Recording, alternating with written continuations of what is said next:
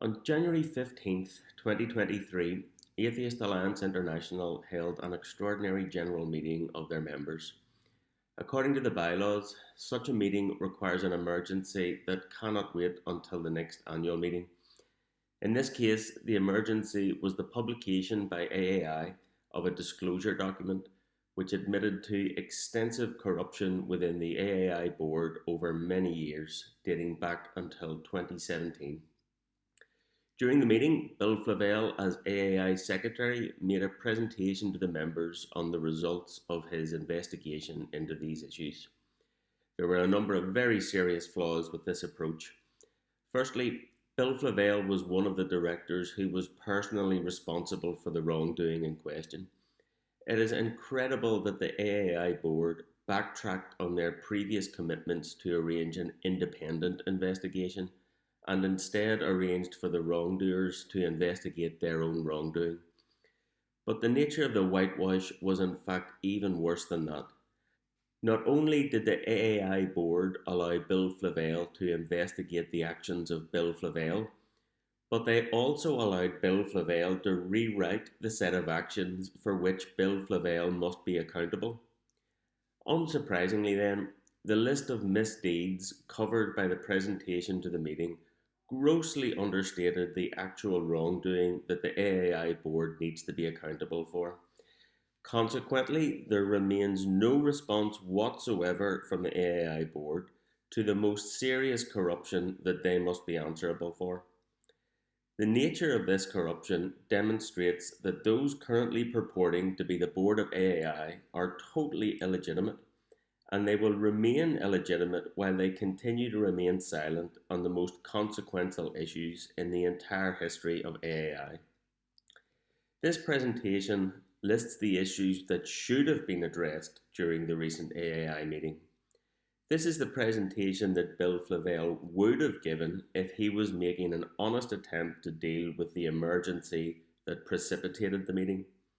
For the purposes of this presentation, we can limit the wrongdoing to be covered only to those facts that AAI have admitted to within their recently published disclosure document. In fact, that document is also full of deliberate and intentional lies which have been published by the AAI board in order to falsely understate their own culpability. We can ignore that for now though, and instead strictly adhere only to the set of facts that the AAI board themselves have already agreed to. The first important fact, which the AAI board has failed to address in any way, relates to the deliberate manipulation of the electorate in the most important vote that has ever taken place within AAI. This vote transferred total control of the alliance away from the members and instead gave it to a small number of individuals on the board, which included Bill Flavelle. Members no longer had the right to elect the board, to carry motions that would be binding on the board, to see the financial accounts, or to change the bylaws. All of these powers were transferred away from the members of AAI who fund the alliance through their membership subscriptions and were instead given to Bill Flavelle and a few of his fellow directors. In order to achieve this, Bill Flavelle and a few of his fellow directors illegitimately manipulated the electorate for the vote. These are the two relevant lists of atheist groups that appear in the AAI disclosure document. The first on the left is the list of votes actually cast for and against Bill Flavelle's new anti-democratic bylaws. The only member group that actually attended the meeting in person was the Progressive Atheists of Australia, and they voted against the anti-democratic new bylaws. But Bill Flavelle and a few of his fellow directors turned up with an armful of proxy votes. The second list on the right contains the atheist groups that AAI now admits were unlawfully excluded from the vote. Their disclosure document explains that the AAI board unlawfully excluded these members as Bill Flavelle and his fellow directors had misunderstood the bylaws. Their story is that they didn't understand their role in renewing membership subscriptions, even though this process was clearly explained in the bylaws. Instead, the AAI board unlawfully expelled these groups in secret without providing any notification or any communication of any kind. The first thing to note here is that even if the exclusions were due to the AAI board being unable to understand their own bylaws, this still made the vote invalid, such that it should have been rearranged. There is no derogation that says a vote can remain valid just because the AAI board is full of morons who are too stupid to read their own bylaws.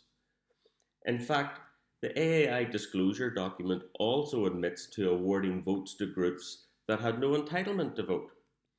The truth is that other than those groups which AAI accepts should not have been given votes, there were several additional groups allowed to vote that had no entitlement to do so. In reality, the meeting did not even have a quorum.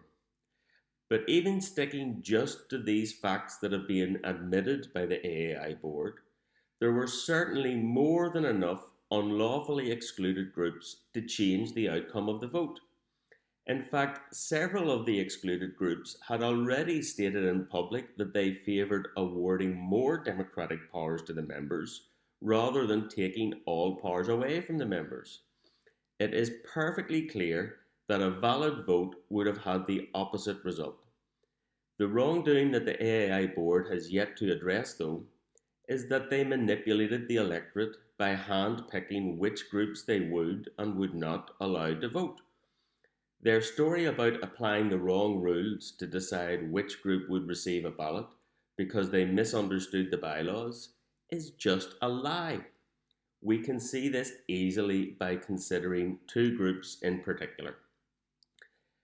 If we look at how the AAI board treated the Atheist Union of Greece as compared to Atheist Ireland, it is perfectly obvious that their story about misunderstanding the bylaws does not explain how the electorate was constructed. It is just not true to say that they applied the wrong rules by mistake. In fact, they didn't apply any rules at all. Both Atheist Ireland and the Atheist Union of Greece were in exactly the same situation. Both groups had received no notification of how much their annual subscription would be because the AAI board hadn't bothered deciding that. Both groups had received no invoice for their membership subscription because the AAI board hadn't bothered issuing invoices. Both groups had therefore gone more than a year since their last subscription fee was paid. However, a mere handful of days before the crucial vote, the AAI board proactively contacted the Atheist Union of Greece to offer them a membership subscription for $1. This was paid by Fotis Frangopoulos, who then gave the Atheist Union of Greece proxy votes to Bill Flavelle and a few of his fellow directors. Immediately after the vote, Fotis Frangopoulos was co-opted onto the board without election. He has since been expelled by the Atheist Union of Greece over a financial issue, but he remains the treasurer of AAI today. In contrast to how the Atheist Union of Greece was treated, during exactly the same period, the AAI board was also in contact with Atheist Ireland. While Atheist Ireland continued to talk directly with the AAI board about the need for more democratic accountability within the alliance, the AAI board kept secret the plans for an imminent vote on their anti-democratic new bylaws. The recently published AAI disclosure document addresses the issue of why the AAI board handpicked which groups they would seek out and invite to the vote and which groups they would unlawfully exclude from the vote. They have said they cannot say why this happened. In fact, it's pretty obvious why it happened. The 2018 board of AAI had by then become the first directors in the history of the alliance that failed to arrange an annual general meeting as required under the bylaws and failed to publish financial accounts as required under the bylaws. There was absolutely no way that the full membership were going to vote to award full control of the alliance to the most incompetent board that AAI had ever had. So the AAI board started picking which groups they'd like to include in the vote and which groups they'd like to exclude. But the central point here is that the motive for handpicking their own voters is entirely irrelevant. The AAI board conspired to take control of AAI, including tens of thousands of dollars of other people's money, using a vote in which they manipulated the electorate. There wasn't any objective rule they applied to determine which groups could vote and which could not. They don't deny this. They simply state that they cannot say why it happened. But it doesn't matter why it happened. They unlawfully appropriated control of assets that they had no right to, so they should return the control of assets to those who they belong to. Even if we were to accept that the motive for handpicking their own electorate will always remain a mystery, that would not be in any way relevant. The state of mind on the part of those within the AAI board responsible for this behaviour doesn't matter at all. Irrespective of their motive for manipulating the electorate, the AAI board must deal with the fact that the manipulation happened. Unfortunately, though, even when their own members asked during their recent meeting for the AAI board to publish details of how the Atheist Union of Greece came to be awarded a vote in the days before the election, the AAI board still refused to answer. They won't answer any questions about that to this day. The second issue that they still won't discuss is the fact that the AAI board was never elected. The relevant bylaws are very clear that directors on the AAI board serve at the discretion of the members and must be elected by the members at an annual general meeting. In fact, this kind of democratic accountability is a strict precondition of their special consultative status at the United Nations. However, the AAI disclosure document admits that for 3 years there was no elected board. Bill Flavelle and his fellow directors never received a single vote from a single member group throughout this entire period. Nothing they did during this period was a legitimate action of AAI because they were not representative of AAI in any way. They had no more role or authority to do anything on behalf of AAI than any person who might be picked off a random street at any given time. By their own admission, they were charlatans and frauds who were entirely illegitimately acting as directors of an alliance that should have been under the democratic control of the valid member groups. In their disclosure document, the AAI board explained this total betrayal of democratic legitimacy by saying that after trawling hundreds of board emails and minutes, we found no discussion of the need for these directors to be elected. This is just deliberately dishonest. The AAI board is trying to pretend that at the time they weren't aware of the need to be elected. However, at the same time, the AAI board introduced a proposed new set of bylaws which explicitly removed the requirement for directors to be elected. They want us to believe that at the same time when they listed the bylaws requiring elections for directors in order to have these provisions removed, that they didn't know those bylaws existed. In any event, whether or not they knew that they were required to submit themselves for election is also entirely irrelevant. Bill Flavelle and his fellow directors took control of AAI, including a bank account containing tens of thousands of dollars, without having the required democratic mandate or authority to do so. No actions they took while in control of AAI have any legitimacy. This extends to the actions they took in arranging for new directors to join the board, including the current so called AAI board. Even if we were to accept that Bill Flavelle and his fellow directors were all such bungling imbeciles that they didn't know they were supposed to be elected, this wouldn't confer any more legitimacy on them. Unelected impostors do not become legitimate directors by claiming that they are all mere half-wit simpletons who are incapable of understanding the need for elections. The roles of all of those on the current AAI board are every bit as invalid as that of Bill Flavelle, and they should return AAI to the valid democratic control of the legitimate members. The AAI board has totally failed to address in any way either their manipulation of the electorate or their unlawful appropriation of other people's property without any mandate. They have also refused to deal with their failure to retain adequate financial records. For the 3 years during which none of the people claiming to be directors of AAI had ever been elected to those roles, the same people failed to keep records of how they were spending other people's money. We do know about a couple of examples of how this money was spent. In one case, Bill Flavelle's board awarded an AAI contract to Bill Flavelle's daughter without advertisement or tender. This was never disclosed to the members who had raised the funds that Bill Flavelle's board was spending on his own children.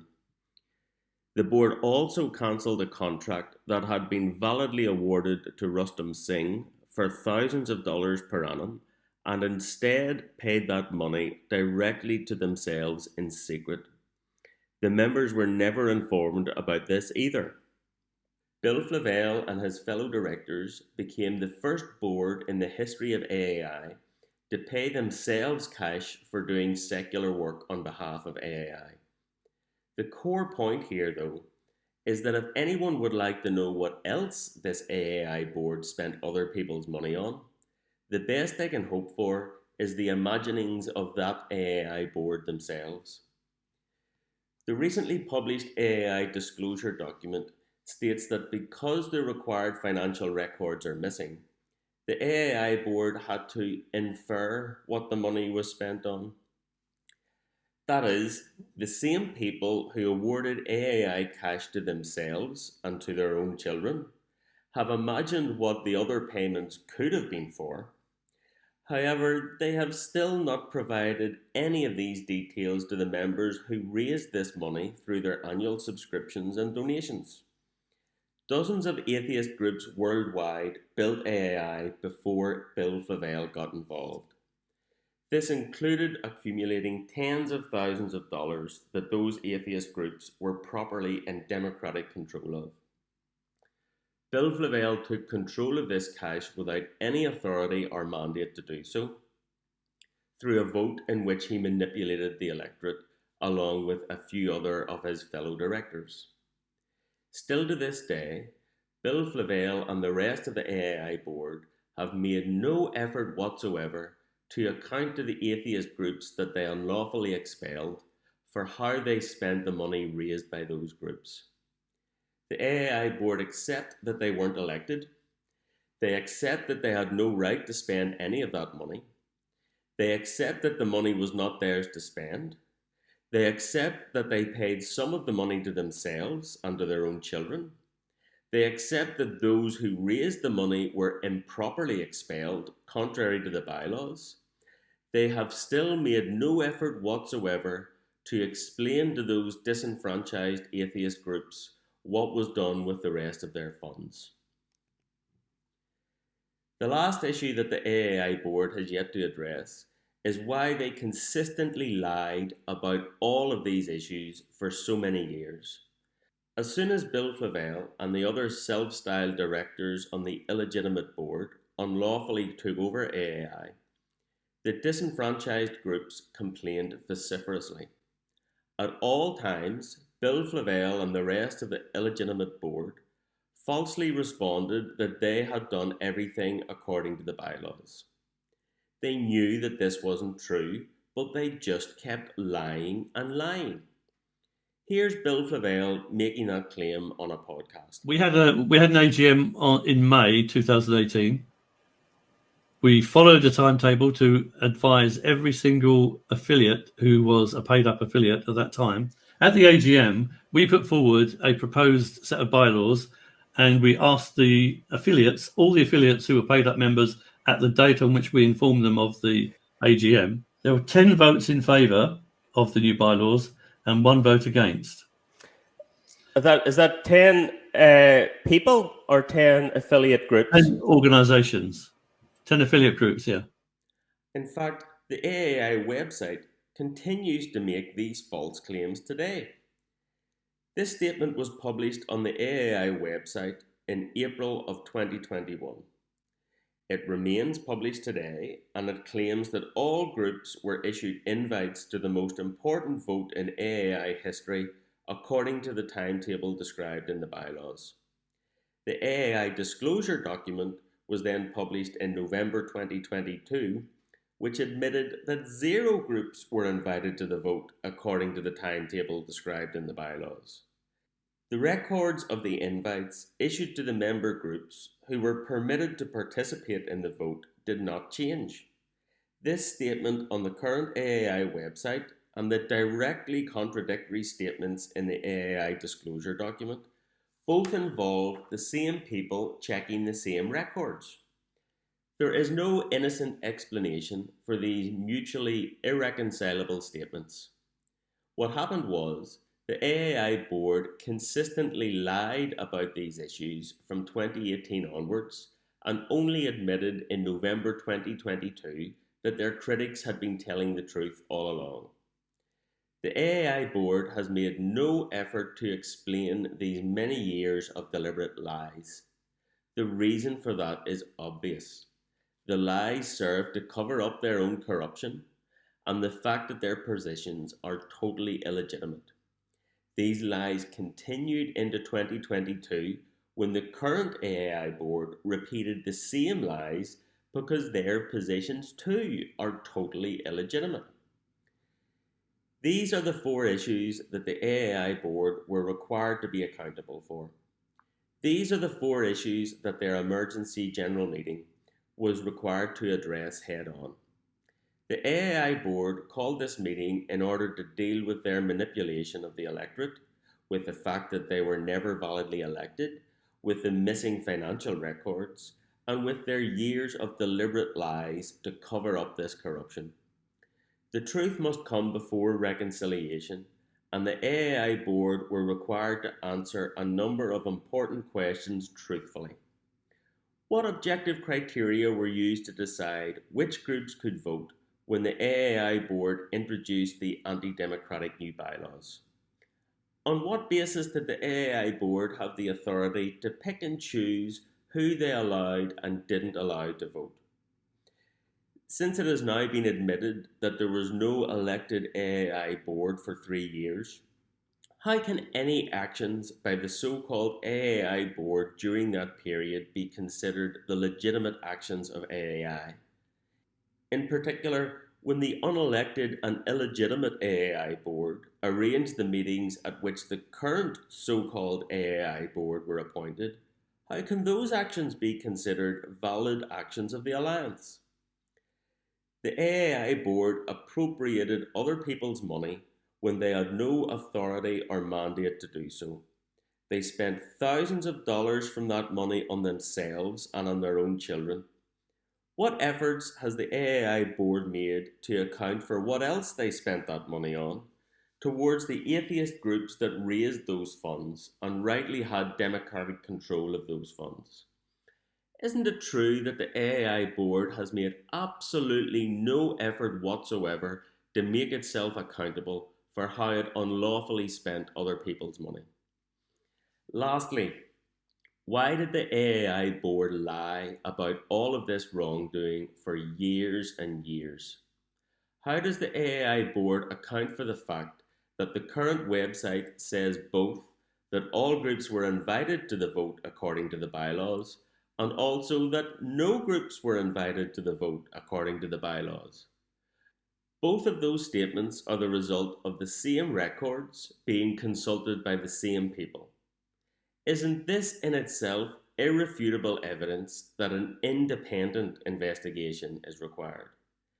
Instead of offering answers to these very serious questions about very serious corruption, the AAI meeting was presented with a fantasy tale that imagined they hadn't just admitted that their critics had been right all along.